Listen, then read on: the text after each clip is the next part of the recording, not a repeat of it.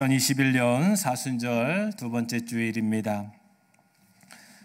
또 특별히 내일이면 3월 1일 우리 민족이 어려운 가운데서도 민족의 해방을 외쳤던 3.1절 기념주일입니다. 우리 한국 민족은 위기의 순간마다 언제나 힘을 모아 어려움을 함께 극복한 역사적인 기억을 가지고 있습니다. 우리 지난주 초에는 이제 코로나 백신이 시작이 되어서 뉴스에 이제 예방 접종이 시작이 되었습니다. 저도 기대하는 마음으로 뉴스를 보는데 그 수송 장면이 뉴스에 나오더라고요. 그러면서 그 백신을 실은 그 트럭에 이렇게 써 있는 글자를 잠깐 봤습니다. 코로나는 코리아를 이길 수 없습니다. 이렇게 딱 써 있더라고요. 그러면서 제가 댓글을 좀 봤어요. 뉴스에 보니까 그 밑에 이렇게 써 있더라고요. 역시 우리나라는 힙합의 민족이다. 왜 그러냐면 이게 라임이라고 그래서 말을 이렇게 잘하는 게 힙합이라고 그래요. 그래서 우리 청년들에게 장난을 친 것 같아요. 역시 대한민국은 힙합의 민족이다. 여러분 그렇지요. 우리 코로나는 코리아를 이길 수 없을 것입니다. 이런 힘든 상황 속에서도 자신의 자리에서 최선을 다하는 대다수의 국민들이 있기 때문에 이 상황도 곧 이겨낼 줄 믿습니다. 우리 교회와 성도들도 우리의 믿음의 자리를 일대일수록 진실로 잘 지켜서 또 이 큰 시대적 사명을 잘 지켜야 될 것입니다. 이제 올해 사순절과 부활절을 향해 가는 이 우리에게 필요한 것이 무엇일까를 묵상하면서 이 하나님의 말씀을 준비했습니다. 제 마음속에 올해 이 사순절과 부활절은 아마 이 말씀을 주님께서 원하시는 것이 아닐까. 바로 바른 길 가게 하소서. 우리가 작년에 함께 걷지 않겠습니다라는 주제로 계속 우리의 사명을 준비해 왔지요. 여기에 주님께서 이 말씀을 부어주시는 은혜가 있었습니다. 또한 이어서는 바른 길을 가게 하여 주시옵소서. 함께 걷는 것도 중요하지만 이제는 바르게 가는 길이 굉장히 중요할 것이다. 바른 길 가게 하소서. 이 말씀의 오늘 주인공이 이제부터 나눌 이 다윗이라는 인물입니다. 다윗 왕이지요. 이제 이 다윗의 말씀으로 나아갈 것입니다. 사랑하는 성도 여러분, 지금 여러분이 걸어가고 있는 길이 맞다고 또 바르다고 생각하십니까? 지금 여러분이 걸어가고 있는 이 길이 정말로 옳은 길이다 이렇게 확신하고 계십니까? 아니면 혹시 길을 잃고 방황하고 계시는 우리 성도분들은 안 계십니까? 이제 우리는 이 다윗의 이 믿음의 길, 인생의 길을 따라 우리가 걸어가야 할 바른 길이 무엇인지를 발견하게 될 것입니다. 또한 이를 위해 함께 기도하며 함께 나아가는 우리 온 성도 되시기를 주님의 이름으로 축원합니다. 오늘은 그 바른 길의 첫 번째 주제는 여호와는 중심을 보시느니라 말씀입니다. 우리 제목을 한번 그래도 함께 읽어볼까요? 자, 시작. 여호와는 중심을 보시느니라. 여호와는 중심을 보느니라. 오늘의 말씀이 바로 이 다윗이 기름 부음의 시작의 말씀입니다. 다윗이 선택되어 기름 부음을 이 말씀을 지난주에 우리 헌신 예배를 통해서 임명 예배를 통해서 고백했고 오늘 다시 그 다윗의 일대기로 들어가 보겠습니다. 이 다윗의 말씀은 구약 성경 이 사무엘 상하에 많이 기록이 되어 있습니다. 물론 이 역대상에도 기록이 되어 있죠.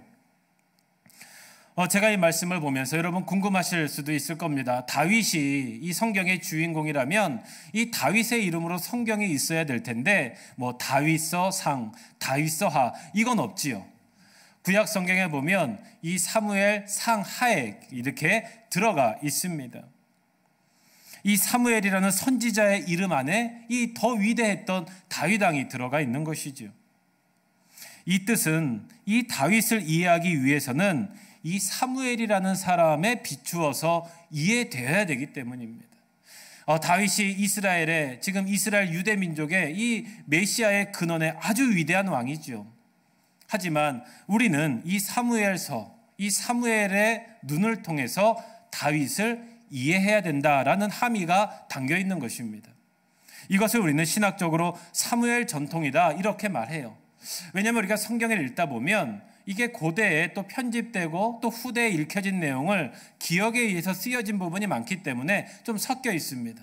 그런 것들을 우리가 다 분석할 수는 없지만 그래도 하나님의 마음으로 쭉 읽어나가는 것이죠. 그래서 이 성경은 사무엘의 전통에 따라서 사무엘의 마음을 가지고 성경을 읽는 것이 우리가 온전히 하나님을 만나는 길이다. 하나님의 뜻을 잘 이해하는 길이라는 뜻입니다.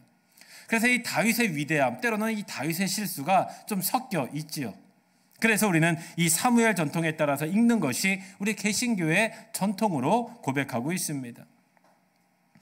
이 사무엘상, 특별히 다윗의 초기 행적이 주요로 기록되어 있는 말씀의 이 시대적 배경은 이 사무엘이라고 하는 인물은 우리가 이 마지막 사사다 이렇게 얘기합니다. 이 사사시대라고 하는 왕이 없던 시대의 역사의 마지막, 그러면서도 이스라엘 민족을 영적으로 지도했던 제사장이 사무엘이었어요. 굉장히 위대한 사람이었습니다. 이 사무엘로부터 다윗이 왕이 되기까지의 이야기가 들어 있습니다. 또 그 당시에 이스라엘의 정치적인 상황이 배경입니다.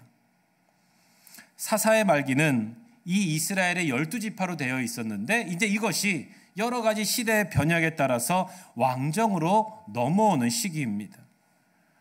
사무엘상의 기간을 잠깐 보면 약 4대에 걸친 이 역사적인 기록이 있습니다. 한 200여 년 정도라고 생각이 되는데 이 말씀을 보면 엘리 제사장으로부터 그의 손자 아히멜렉이 이 다윗과의 관계가 나와 있죠.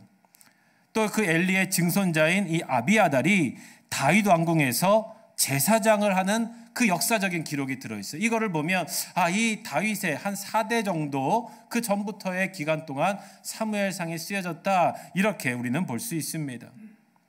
이 기간은 이스라엘 이 가나안 지역에 아주 격동적인 그런 정치적인 상황, 그런 변화의 배경이었어요. 신정통치, 이제는 이 부족들이 하나님 그 주위에도 마찬가지입니다. 아직은 이 왕이 이 세력이 없어요. 그런 신정통치에서 인간의 통치로 바뀌어지는 그런 역사적인 배경과 함께 합니다. 역사적으로 보면 기원전 1000년경이에요. 지금으로부터 보면 한 3000여 년이 지난 지금의 전입니다. 지금 우리나라의 3000년 전이면 제가 보니까 고대 국가입니다. 고조선. 이런 시대. 그러니까 문명은 있지만 아직 아주 초기라는 것이죠. 그때 사울과 다윗의 왕이 되어서 그 태동으로 통해서 고대 근동의 지역은 어떤 문명의 전환기를 지금 맞이하고 있는 것이죠. 그때 고대 문명의 가장 핵심이라고 그러면 여러분 아마 들어보셨을 거예요. 이 메소포타미아 문명이라고 들어보셨어요. 이 고대 바벨론이에요. 실제 지금 발굴되는 역사입니다. 그런데 이때에 이 메소포타미아의 고대 바블론 왕국이 이 고대 바벨론이에요. 신바벨론이 아니에요. 이 쇠퇴하는 시기였어요. 이 왕권들이 막 생기다 보니까 많은 국가적인 부족적인 문제가 있었죠. 또 그 당시에 고대의 왕국은 이집트였습니다. 우리가 애굽이라고 부르죠. 그 애굽도 이 신 왕조가 자리를 잡았는데 이게 왕권 싸움으로 점차 세력이 약화되는 시기였다고 합니다. 그러자 주위의 많은 부족들이 이제 그 대외 이 강국들의 사이에서 이제 막 나라를 만들려고 막 세우는 시기죠. 그런데 그 부족들도 자리를 잡기 위해 혼란한 상황이 되다 보니까 아직 군사력이 자리를 잡지 못한 거예요. 그래서 뭐 블레셋, 아말렉 이런 나라들이 다 군소 국가들이에요. 근데 아직은 정치적인 힘이 없어요.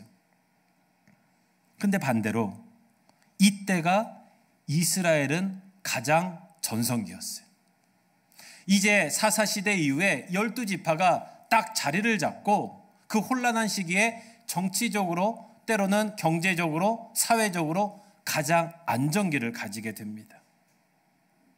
그러자 주위에 많은 그 12 족장들이 이 부족장들이 야 이제는 우리 이스라엘 나라가 뭔가 할 수 있을 때다라고 생각을 하고 있던 시대예요. 부흥기를 맞이하는 시대입니다. 그래서 성경을 보면 이때 전쟁을 시작하는데 거의 이겨요. 블레셋도 이기고 주변 국가들과의 전쟁에서 계속 이기게 되는 상황입니다. 이 전쟁을 선봉했었던 첫 번째 왕이 사울 왕이었죠.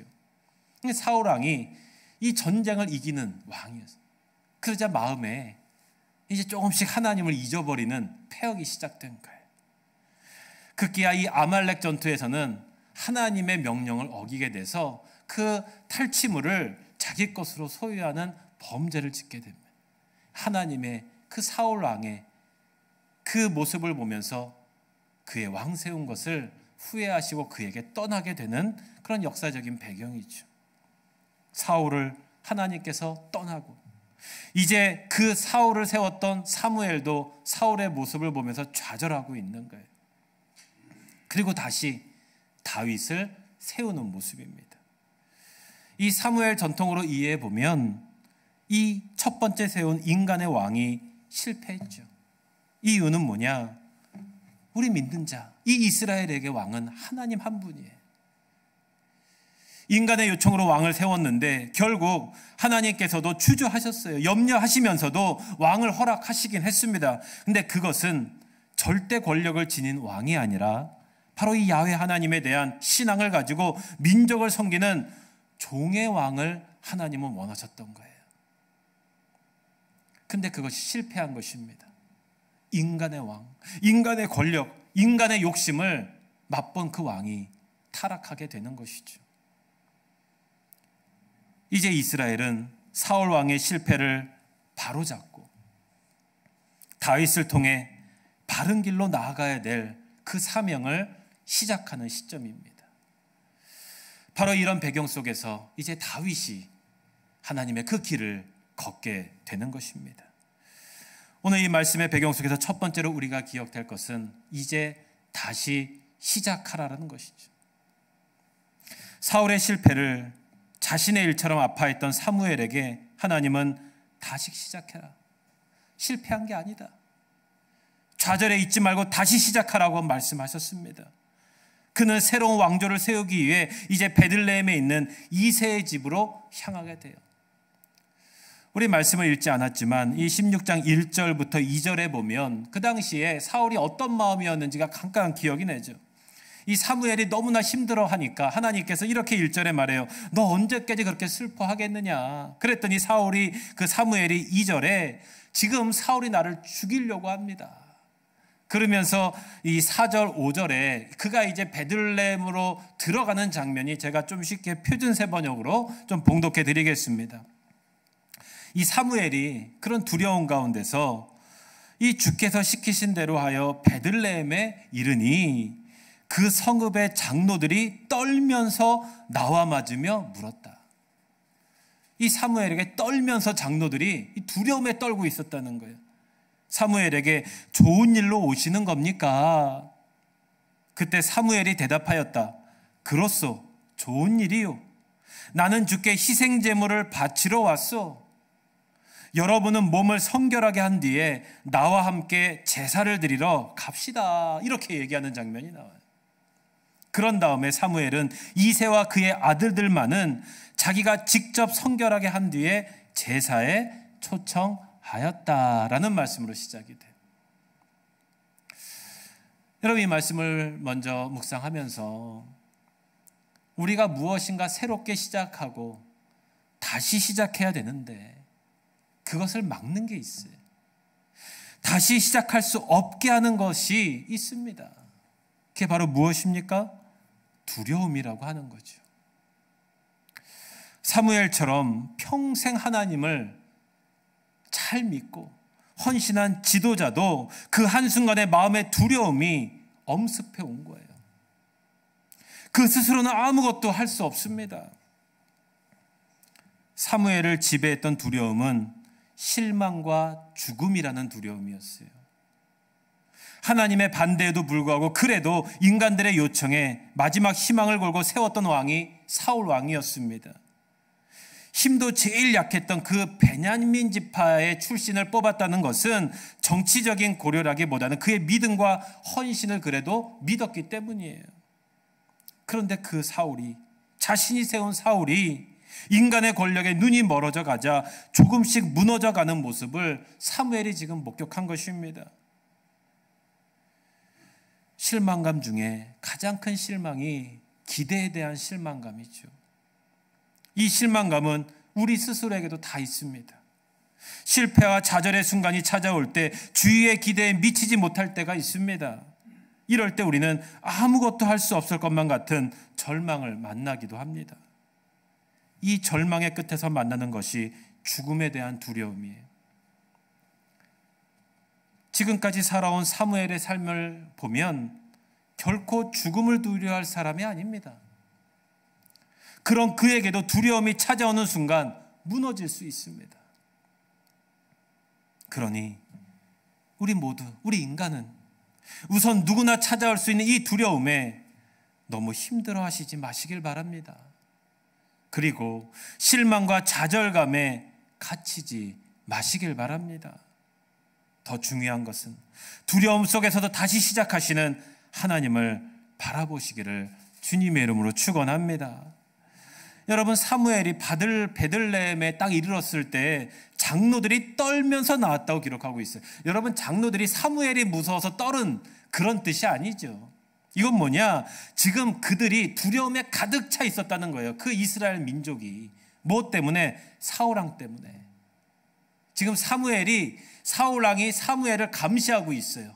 그러면서 모든 부족에 다 자신의 눈을 심어놨습니다. 그리고 언제든지 죽일 수 있어요. 자신의 정권에 위협을 한다면. 그러니까 그 장로들도 무서워 떨고 있는 거예요. 그 옛날 존경했던 사무엘에게조차 지금 물어보는 거예요. 장로들이 오지 말라는 거지요. 그러면서 어떤 일로 오시는 거예요? 혹시 좋은 일로 오시는 것입니까? 오시지 말라는 거예요. 지금 우리도 사울왕한테 죽을 수 있는 거예요. 지금 상황이. 그때 사무엘의 대답이 정말로 멋있지 않습니까? 그로써 좋은 일이요, 이렇게 얘기해요. 지금 죽음을 각오하는 말이에요. 나는 주께 희생제물을 바치러 왔어. 지금 사무엘은 여기서 희생제물을 지키면 사울에게 죽는 겁니다. 이건 뭡니까? 사울에 대한 선전포고를 하고 있는 거예요. 지금 사울은 자신의 서락 없이는 예배도 드리지 못하도록 감시하고 전국 곳곳에 자신의 첩자들을 다 심어놨어요. 그리고 언제든지 자신을 거역하는 순간 목숨을 빼앗을 준비를 하고 있는 상황입니다. 그때 사무엘이 다시 시작하는 거죠. 다시 참 예배를 드리러 왔소. 하나님을 만나러 왔소. 다시 시작하는 힘은 두려움을 이기고 하나님께 나아오라는 것이죠. 사랑하는 성도 여러분, 우리의 길을 바로 가기 위해서는 먼저 이 두려움을 이겨내고 다시 시작하시는 하나님께 나와야 합니다. 내 힘으로는 두려움을 이겨낼 수도 있다 말할 수 있죠. 하지만 하나님의 인도하심이 없다면 또다시 실패하고 넘어지게 됩니다. 하나님을 모르는 분들은 그게 인생이라고 말할 수 있지요. 하지만 우리는 그렇게 말하면 안 돼요. 하나님께 다시 나가기 위해선 그로써 이게 좋은 일이요 말할 수 있는 그 하나님의 거룩하신 사명을 가지고 나가야 된다는 것이죠. 여러분은 어떤 길을 선택하실 거예요? 다시 시작한다면 어떤 길을 선택하실 것입니까? 우리는 이 길을 선택해야 될 줄 믿습니다. 그로써 좋은 일이요. 이 길로 다시 시작하는 우리 온 성도들 되시기를 주님의 이름으로 소망합니다. 여러분, 두 번째로 우리가 이 주목해야 될 장소가 이 베들레헴의 이새의 집이라는 곳이에요. 사실 이 이새 집안에 대해서는 짧게 성경에 나와 있지만 이 상세히 기록되어 있진 않아요. 물론 이제 이 메시아의 집안이 되지요. 이새에게는 이 8명의 아들이 있었죠. 이 다윗이 이 8번째인데 이 역대상에는 7번째 아들로 나오기도 하죠. 이거는 이 7이라고 하는 완전수의 의미를 가지고 이 후대 이스라엘 유대인들이 편집을 했기 때문이다. 이런 학설이 좀 주요하게 거론되고 있습니다. 여하튼 이새의 첫 번째 아들을 먼저 딱 보죠. 엘리압이었는데 딱 사무엘이 보기에 굉장히 멋있었나 봐요. 이 첫째 아들이니까. 그러면서 기대도 있었겠죠. 이새는 이 첫째 아들을 딱 세우면 이제 우리가 하나님의 왕가의 가문이 되는 거예요. 근데 하나님께서 딱 멈추시. 그러니까 그 다음 아들인 아비나답을 딱 또 지나가게 하여. 아니다. 또 세 번째 아들 삼마를 싹 지나가게 하여. 그렇게 7명의 아들을 다 지나가게 하는데 아니다. 무슨 이 미스 코리아 검사하는 것도 아니고요. 이런 장면으로 나와요. 참 좀 보기는 약간 이상하지요. 다 이렇게 심사하듯이 보면서 아니다. 그리고 혹시 안 불러온 아들이 있냐? 그랬더니 있대요. 그가 누구예요? 저기 지금 양을 치고 있는 막내 아들이 있는데 걔는 보나마나인데. 그 다윗이 있다는 거. 그러니까 사무엘이 걔를 데려오지 않으면 내가 제사를 드리지 못한다. 여기 원래 성경에는 이게 좀 다른 의미인데 희생 제물을 바칠 수 없다라고 되어 있어요.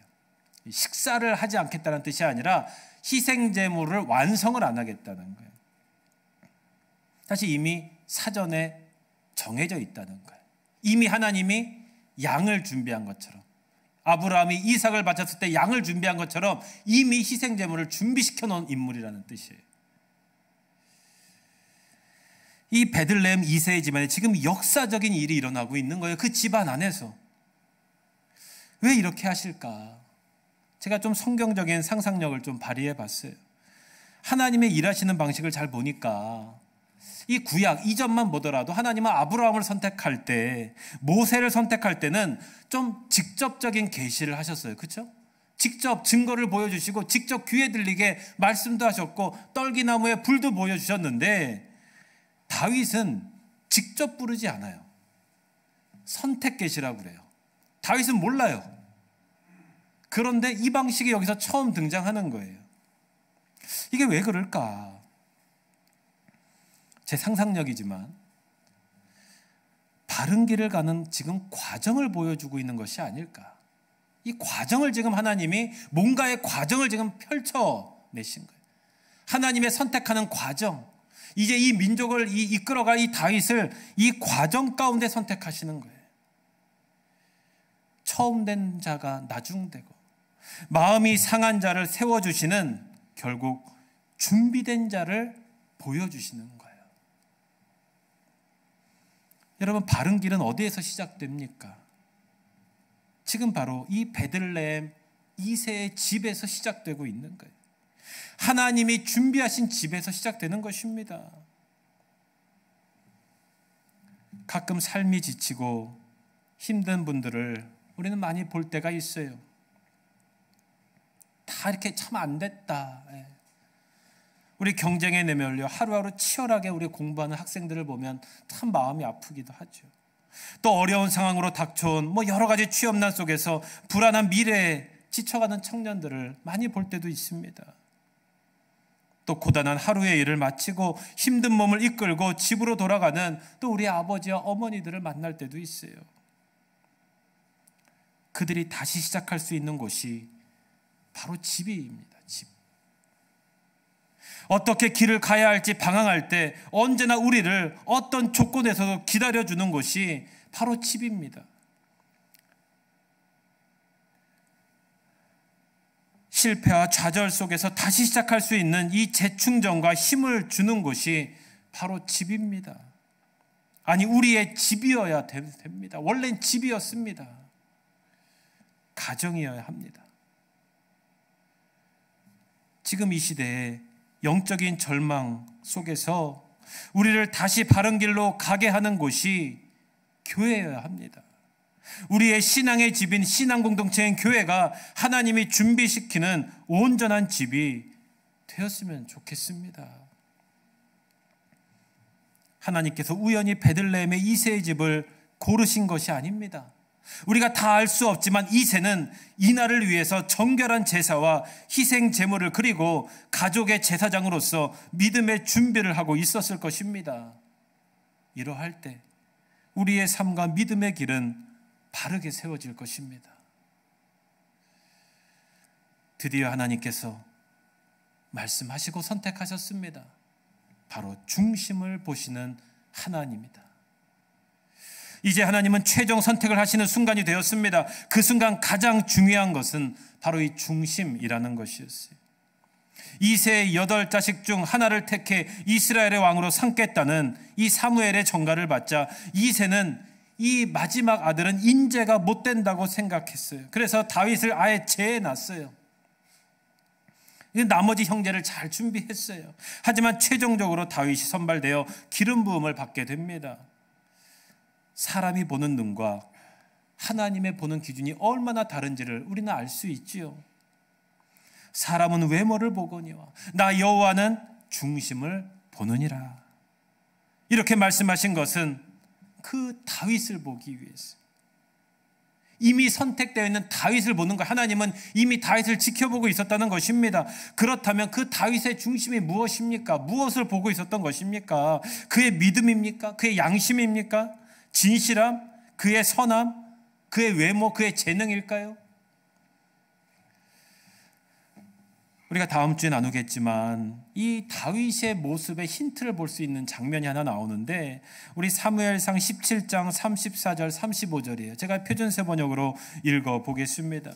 이 다윗이 이제 기름 부음을 받고 이 골리앗 전투에서 사울 왕 앞에 나가서 다윗이 사울 왕에게 하는 그 외침이 나와요. 이렇게 다윗이 사울 왕에게 떳떳이 말하지요. 임금님의 종인 저는 아버지의 양떼를 지켜왔습니다. 사자나 곰이 양떼에 달려들어 한 마리라도 몰아가면 저는 곧바로 뒤쫓아가서 그놈을 쳐 죽이고 그 입에서 양을 꺼내어 살려내곤 하였습니다. 그 짐승이 저에게 덤벼들면 그 턱수염을 붙잡고 때려 죽었습니다. 이렇게 고백하는 장면이 나와요. 하나님은 이 다윗의 이 모습 속에서 중심을 보신 것 같아요. 양치는 모습에서 다윗의 중심을 보셨습니다. 당시의 양치기들은 제일 힘이 없는 사람이 하는 거예요. 제일 약한 사람이 양치기로 가요. 왜? 언제 죽을지 모르니까. 그래서 죽어도 될 사람을 양치기로 삼았다 그래요. 다윗이 그런 인생이에요. 언제나 사자나 곰이 오면 대책이 없어요. 그냥 죽고 마는 거예요. 그 시대에는. 그런데 다윗은 그 약하고 어린 나이에도 불구하고 이 문제를 가지고 고민을 했던 거예요. 어떻게? 내가 이 양을 지켜야 된다. 난 약한 놈이 아니다. 내가 이 양들을 책임져줘야 된다. 그래서 찾아낸 방법이 뭡니까? 물맷돌이에요. 물맷돌. 뭐하고 있었겠어요? 놀고 있었겠어요? 물맷돌을 연습했을 거예요. 지금 그게 나오는 거지요. 내가 맡은 양 단 한 마리라도 곰이나 사자에게 밥이 되지 않게 하겠다. 이게 지금 다윗이에요. 그 일념으로 그는 매일 문맷돌을 던지는 훈련을 했을 겁니다. 왜? 한 번의 기회밖에 없어요. 한 번 빗나가면 다 죽는 겁니다. 끝나는 거지요. 자기가 제일 먼저 죽겠지요. 그때 그는 뭘 했을까요? 하나님께 기도하면서 연습했겠죠. 그게 그 뒤에 나와요. 골리앗 앞에서 그가 이렇게 얘기하지요. 나는 만군의 여호와 하나님의 이름으로 나간다. 이게 그 증거예요. 그냥 연습한 게 아니라 하나님 한 번의 기회밖에 없습니다. 나로 하여금 한 번에 맞추어서 이 양떼들을 지키게 하여 주시옵소서. 그는 자기가 할 수 있는 방법을 택해서 최선을 다한 것입니다. 아버지나 형제의 눈에는 그것이 어리석고 이상한 생각이었을 것입니다. 그래서 그는 왕이 될 자격이 없다고 생각되었던 것이죠.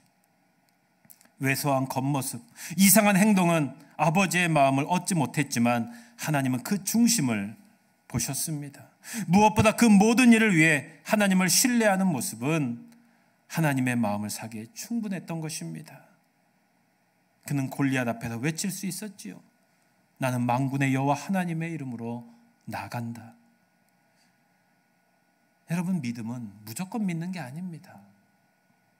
무조건 하나님을 믿는 믿음이 아니라 포악한 짐승들에게서 무방기로 당하지 않게 지켜주시는 하나님을 믿고 대책을 가지고 나간다는 거예요. 대책. 이처럼 단순한 믿음이 아니라 자신이 맡은 책임을 다하겠다는 그 마음, 그 성실성, 최선을 다하며 준비하는 모습, 힘없는 양, 나아가 이 힘없는 백성을 지켜내는 모습에서 그는 왕으로 선택되어 기름을 받았던 것입니다. 중심을 보시는, 여러분, 우리의 중심에 이 물맷돌을 다 준비해야 돼요. 지금 무엇을 준비하고 있는가? 내가 가진 작은 것을 들고 최선을 다하면서 나머지는 하나님께 맡기는 거예요. 하나님 믿으니 나는 아무것도 할 필요 없어. 다 인도해 주시는데 나 그냥 기도만 잘하면 되지. 열심히 교회 생활만 잘하면 되지. 그런 건 없습니다. 내가 가진 것 가지고 최선을 다하면서 하나님을 신뢰하는 거예요. 진인사대천명이라는 말이 있죠. 준비된 자만이 하나님의 일꾼이 된다는 것입니다. 사랑하는 성도 여러분, 이제 모든 것이 새롭게 시작되는 시대입니다. 믿음으로는 이제 사순절의 길을 걸어갑니다. 이제 우리 모두는 두려움을 이기고 하나님께 나아가는, 그리고 베들레헴 2세의 집에서 시작된 것처럼 우리들의 가정, 우리의 교회가 이 여호와의 중심으로 새롭게 준비되어 이 물맷돌을 준비해서 나아가는 이 사순절기가 되시기를 주님의 이름으로 축원합니다. 기도하겠습니다. 우리의 중심을 보시는 하나님, 우리가 진정으로 바른 길을 가기를 소망합니다. 이제 그 길을, 다윗의 길을 통해 우리가 묵상하며 이 예수 그리스도의 계절 사순절을 걸어갑니다. 우리를 붙잡아 주시옵소서. 예수 그리스도의 이름으로 기도하옵나이다. 아멘. 할렐루야. 우리 이렇게 서로